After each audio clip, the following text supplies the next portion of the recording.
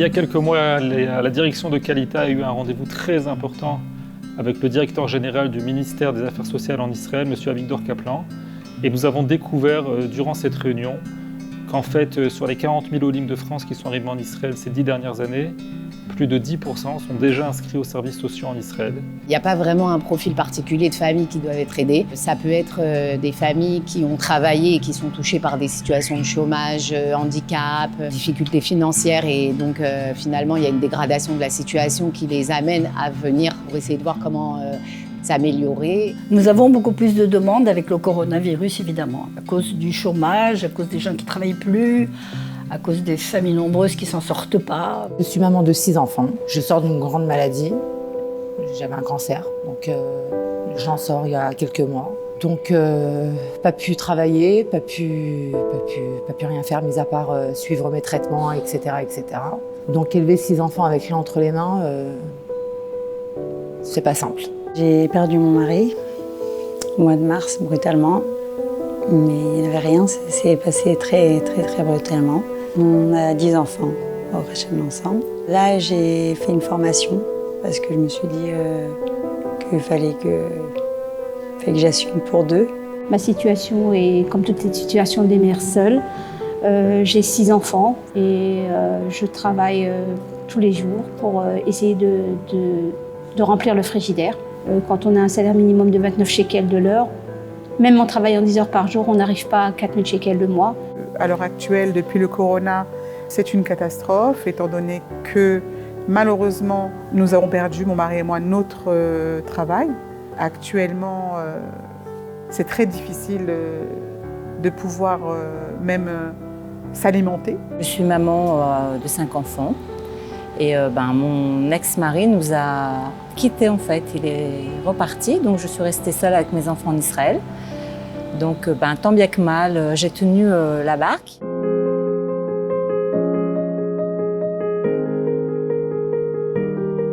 Ce sont les associations qui aujourd'hui portent une grande partie du projet en relation directe avec les familles, en relation directe avec les services sociaux locaux. Ce sont des associations qui ont l'habitude de gérer des familles, donc il était naturel pour Qualita de s'appuyer sur les associations. Avant que Qualita soit partenaire, j'avais 67 familles. Là, nous sommes à plus de 100, exactement 110 familles.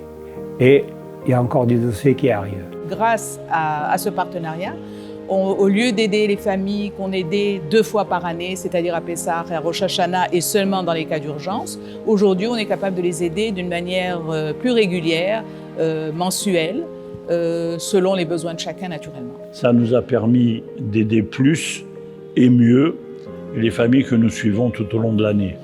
Et le fait d'injecter dans leur budget tous les 3 mois une certaine somme, ça amène une bouffée d'air qui était inattendue. On connaît les familles, on s'aperçoit qu'il y a des besoins qu'on n'avait pas saisis un peu plus tôt. Et donc c'est pour ça que justement avec Qualita, on a trouvé vraiment un partenaire extraordinaire pour pouvoir amener l'aide aux familles avec lesquelles on est en contact au jour le jour. La première opération que nous avons faite, c'est une opération de tzedaka avec Qualita. C'était 1 shekel plus 1 shekel. Et c'est comme ça qu'on a pu récupérer avant Rosh Hashanah 40 000 shekels et qu'on a pu distribuer aux familles. Du premier jour où je me suis retrouvée dans cette situation comme ça qui m'est tombée en fait sur la tête, j'ai contacté donc Jean-Claude et Janine de l'association Adir qui ont répondu présent tout de suite et qui m'ont jamais lâché jusqu'à aujourd'hui. De l'association Adir nous a apporté une grande aide. Sans celle-ci, je ne sais pas comment j'aurais fait là. La rentrée, il y a eu des vacances, des enfants à la maison qui ont faim toutes les 3 secondes, qu'il faut pouvoir répondre tout le temps oui à ce qu'ils veulent. Donc c'est sûr que sans cette aide, j'aurais pas pu. Israël nous donne des bons d'achat de 750 shekels par mois pendant 1 an. Ça nous aide. J'ai fait appel à Adir et à Qualita pour m'aider, pour voir si je peux voir le bout du tunnel. Grâce à Dieu, ils m'ont aidé, ils m'ont donné une petite bouffée d'air. Et bon, ça m'a permis de payer quelques retards. Cette aide, elle permet quand même de finir les fins de mois et de donner un peu plus aux enfants. Donc je tiens vraiment à les remercier. Un comité de décision a été composé afin d'étudier chacun des cas. Ce comité va avoir d'un côté des dirigeants de Qualita, d'un autre côté les dirigeants de l'ensemble des associations qui sont en contact avec ces familles, afin de pouvoir analyser l'ensemble des données que nous avons sur la famille et décider du montant alloué pour chaque famille en fonction de sa situation financière. Chaque association va recevoir des bons alimentaires et elle sera responsable de faire en sorte que ces bons alimentaires puissent être redistribués directement aux familles par leur intermédiaire. Ce sont des familles que l'on suit tout au long de l'année, donc on sait exactement dans quelle situation elles se trouvent.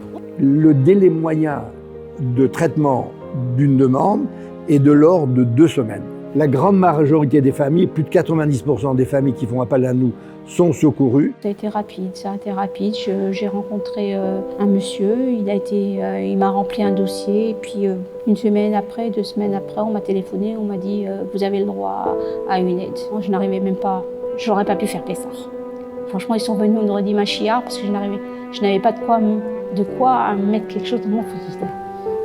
La France a mis en place un dispositif d'aide pour nos compatriotes à l'étranger qui s'est décliné en Israël par une aide sociale de près d'1 demi-million d'euros. Dès le premier confinement, nous avons travaillé main dans la main avec Qualita de façon à pouvoir aider davantage nos compatriotes et nous sommes vraiment tout à fait ravis de cette coopération. En appelant ces familles, on leur propose une aide de Qualita et en même temps on dirige ces familles-là vers Qualita pour la suite, pas uniquement pour une aide ponctuelle sur 3, 6 mois, 1 an, également pour l'avenir, pour que les fenêtres s'ouvrent.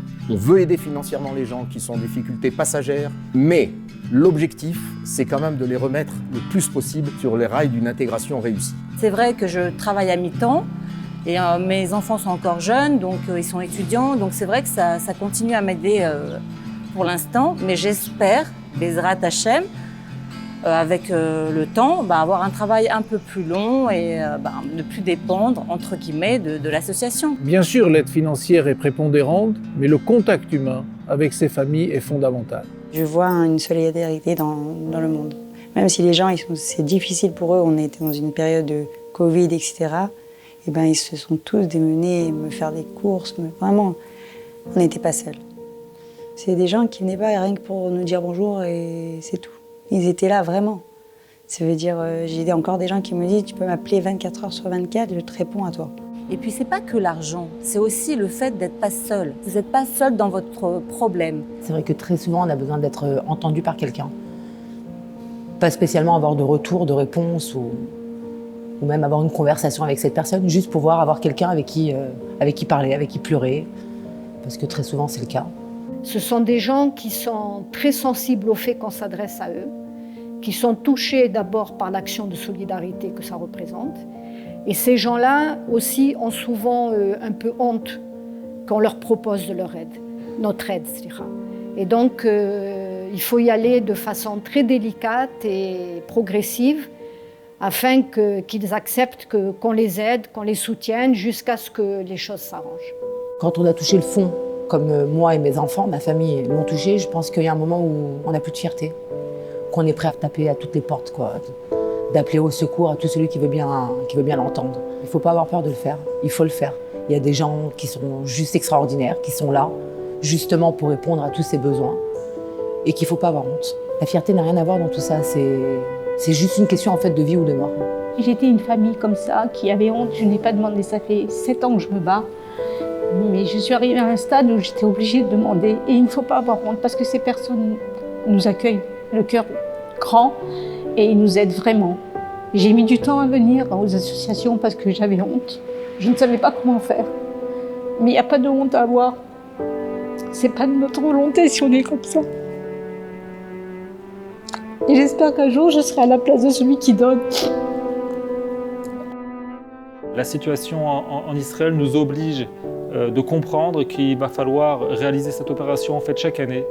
Et donc nous avons décidé également l'année prochaine et les années qui suivront de faire appel aux donateurs avant la fête de Pourim pour permettre aux gens d'aider ces centaines de familles au l'Île-de-France qui ont besoin de cette aide au quotidien, de façon générale et encore plus particulièrement dans cette période de Covid.